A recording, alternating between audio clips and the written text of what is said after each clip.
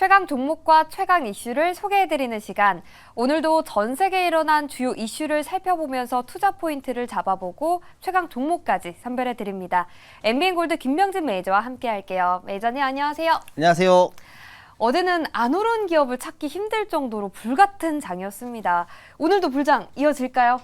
오늘도 저는 이어진다고 생각합니다. 아, 좋습니다. 그 속에서 우리는 어떤 이슈와 종목을 봐야 하는지 최강 종목 규칙 먼저 살펴보시죠. 네, 목표 수익률에 따라서 1, 2, 3루타가 결정됩니다. 목표를 달성할 때마다 야구공이 1개씩 추가되는데 야구공 9개를 모두 다 채우면 저희가 시청자 5분을 선정해서 커피 쿠폰 드리고 있습니다. 많은 관심과 참여 부탁드리고요. 그러면 야구공 얼마나 모았을지 볼까요? 오늘은 리뷰할 종목이 꽤 많을 것 같은데 와, 일단 한올 바이오파마 7.4% 상승했습니다. 그리고 이뿐만이 아니라 JLK도 53% 매수한 이후로 올랐고요. 네. 그러면서 담장 밖으로 넘어갔습니다. 그리고 두산 테스나 자동차 반도체 기업인데요. 7.4% 상승하면서 2루타 달성하기도 했는데 어떻게 세 종목 리뷰 빠르게 들어볼까요? 네, 뭐 JLK 같은 경우에는 네. 뭐 50% 수익권까지 왔어요. 그래서 뭐 거의 담장이 넘어서 미국까지 갈 뻔했다가 오늘 잘하면 갈 수도 있을 것 같아요. 오늘 우주 가나요? 네, 오늘 추가 화성 상승도 가나요? 좀 네. 기대가 되거든요. 네, 그래서 네, 네. 오늘 조금 더 수익 극대화하셨다 보시면 좋을 것 같고요. 두산 테스나 같은 경우에는 차량용 반도체 수혜를 볼 수 있는 기업이잖아요. 두산 테스나 같은 경우에도 오늘 추가 상승 전 충분히 가능하다라고 생각이 들고 있습니다. 그리고 한올 바이오 파마도 저는 추가 상승 가능하다. 이거 오늘 너무나 좀 즐거운 장이 되지 않을까, 즐거운 불타는 금요일이 되지 않을까 생각하고 있습니다. 그럼 혹시 이 시점에서 약간 분할 매수를 하는 게 좋은지 매도를 하는 게 좋은지 불같은 장이어도 좀 시청자분들은 고민이 많으실 것 같거든요. 네, 이 시점이면 분할 매수가 딱 적당하지 않을까 생각을 하고 있습니다. 진짜요? 네. 분할 매수 전략 주셨고요. 오늘 세 기업 관심 있게 지켜보면 좋을 것 같습니다. 그렇다면 오늘의 최강 이슈 바로 살펴볼게요. 첫 번째 이슈는 국내 기업의 수주 소식입니다. 삼성이 이제 전장 사업도 주력으로 한다고요? 네, 삼성전자랑 LG전자 뭐 다들 아시지만 뭐 가전 제품을 판매하고 또 삼성은 반도체까지 이제 판매하는 회사인데 이제는 전장 사업이 굉장히 새 먹거리로 좀 떠올랐다라고 보시면 좋을 것 같고요. 그리고 어저께 제가 이제 원전 관련 이슈를 드렸는데 또 수지 소식이 나왔어요. 두산에너빌리티가. 그래서 그 이슈도 좀 가지고 왔다라고 보시면 좋을 것 같습니다. 자, 이미지를 보면서 한번 설명드려보도록 하겠습니다. 일단 전장 분야가 이제는 간판 사업이 좀 됐다라고 이제 밝혔고요. 삼성과 LG전자에서 전장 사업 중요도가 굉장히 높아졌다라고 보시면 좋을 것 같아요. 아무래도 이제 국내 자동차가 이제 글로벌 시장에서 굉장히 잘 팔렸잖아요. 그래서 글로벌 시장에서 잘 팔린 요인을 잘 한번 생각을 해보면은 사실 자동차가 너무나 편리해졌고 이제 이전 자동차와는 정말 다른 수준의 이제 기능을 제공하기 때문이라고 저는 생각하고 있거든요. 그래서 이제 반도체 업종들과 가전제품 업종까지 이제 협력해서 이제 자동차 사업이 이제 좀 커지고 있지 않을까라고 생각을 하고 있고요. 실제로 이제 LG전자 같은 경우에는 연말에 LG전자 전장 사업 같은 경우에는 수주 잔고가 연말 100조 원 정도 육박하고 있는데 거기에서 60% 정도가 차량용 인포테인먼트 장비 쪽이라고 보시면 좋을 것 같아요. 연말 전장 사업의 수주 잔고가 100조에 가까운데 거기에 60%가 차량용 인포테인먼트라면은 아무래도 좀 그래도 앞으로 전망을 굉장히 좋게 보고 있다라는 부분이지 않을까라고 생각이 들고요.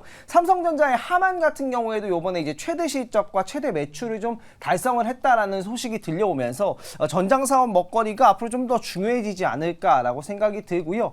이에 따라서 이 자율주행 기능을 좀 고도화하려는 움직임이 저는 앞으로 계속해서 좀 나오지 않을까라는 생각이 들어요. 왜냐하면 어쨌든 글로벌 시장에서 경쟁을 하려면 뭔가 좀 더 나은 부분이 있어야 되기 때문에 자율주행 관련주가 요즘 주가가 많이 눌렸거든요. 그래서 또 두산 테스나 같은 경우에는 어제부터는 껑충 뛰기를 시작했기 때문에 자율주행 관련 종목들 분명히 이제부터 좀 관심을 가져야 된다라고 생각하고 있습니다. 그렇다면 말씀하신 거 들어보면 반도체와 이 자동차가 같이 올라갈 것 같은데 그렇다면 이 자동차 2차 전지를 대신할 주도주가 될 수 있을까요?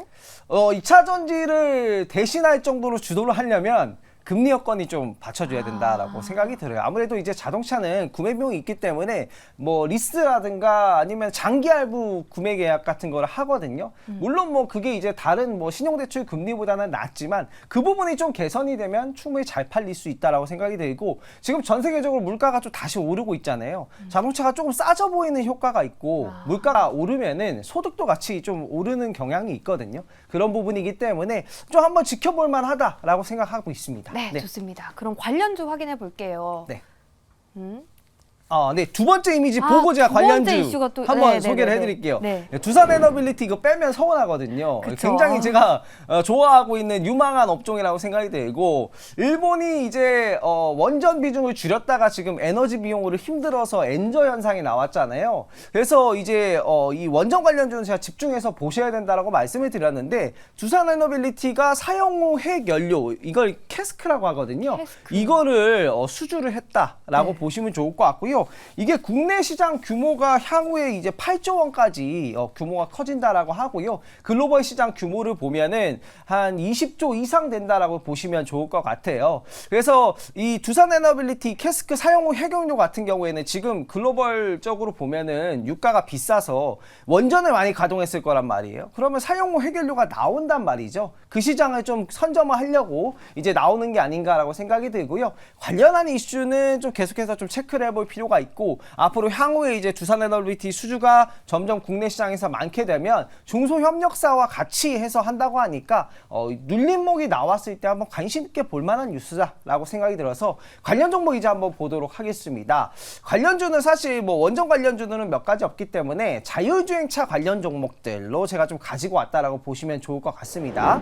자율주행차 관련 종목 이렇게 좀 많은 종목들이 있는데 그동안 좀 많이 눌린 종목들 체크를 해보시면 좋을 것 같습니다. 네, 좋습니다. 자동차와 원전주 관심 있게 체크해 보시면 좋을 것 같고, 두 번째 이슈로 바로 넘어가 보도록 할게요. 네. 글로벌 재생에너지주 폭락 사태. 무슨 내용인가요? 네, 글로벌적으로 이제 여러 국가들의 재정 정책이 좀 바뀌고 있어요. 건전 재정에 대한 목소리가 좀 나오면서 그동안 또 재생에너지 관련된 보조금들이 좀 축소가 된다거나 이런 부분. 사실 이제 재생에너지가 친환경적이고 좋긴 한데 에너지 비용이 좀 비싸요. 생산 단가가 비싸기 때문에 그러한 관련된 이슈라고 보시면 좋을 것 같고요. 이미지를 한번 보도록 하겠습니다. 자, 지금 보면은 떨어지는 칼날을 잡지 말라 이런 얘기가 나오는데 이게 국내에도 좀 영향이 있을 수는 있을 것 같아요. 그래서 네. 관련한 종목들 좀 보셔야 될 것 같고, 미국 증시를 한번 보도록 하겠습니다. 미국 증시에서 관련한 종목들 하락률을 보면은 좀 많이 하락했고요. 미국뿐만이 아니라 뭐 다른 국가, 뭐 유럽 같은 경우에도 굉장히 큰 영향이 좀 있었다. 덴마크도 그렇고요. 독일도 그렇고, 독일도 이제 지멘스 에너지가 주가가 한 32% 정도 급락을 했거든요. 이게 이제 단기적으로 보면 관련한 기업들에는 좀 악재로 보이는데, 좀 장기적으로 보면은 정부가 이제 건전 재정을 한다라는 거라서 장기적으로 보면은 증시에는 또 좋은 영향이 미칠 수가 있거든요. 또 건전 재정이라는 건 또 물가 하락을 또 유도를 할 수 있을 만한 그런 쪽으로 또 갈 수가 있는 건데, 좋은 점도 있고 나쁜 점도 있다라고 보시면 좋을 것 같아요. 자, 세 번째 이미지 한번 보도록 하겠습니다. 미국에서도 지금 뜨거운 감자가 일어나고 있는데, 인도네시아와의 FTA를 자유무역 협정을 좀 반대한다라는 상원 의원들의 의견이 있었어요. 이제 서한을 보냈다라고 하거든요. 바이든 대통령한테.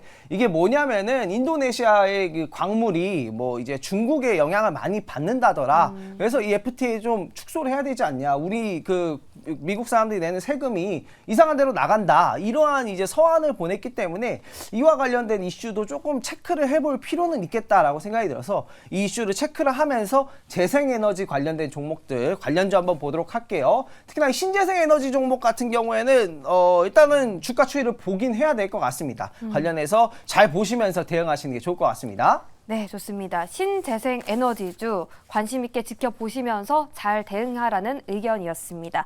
그렇다면 오늘의 최강 종목 만나봐야겠죠. 화면으로 먼저 만나보시죠.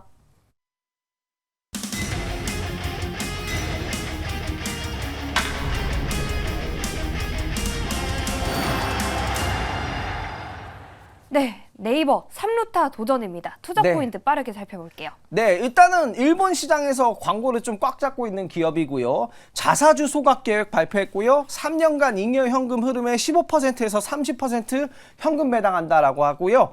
보유하고 있는 자사주 8% 중에 3%를 매년 1%씩 특별 소각한다. 라는 부분입니다. 차트를 한번 보도록 하겠습니다. 네. 그래서 너무 이제 광고 시장이 이제 좀 올라갈 수 있다라고 생각이 들고 물가가 오르면 또 기업들이 좋기 때문에 매수가 시초가 목표가는 21만 원, 손절가는 17만 8천 원 잡도록 하겠습니다.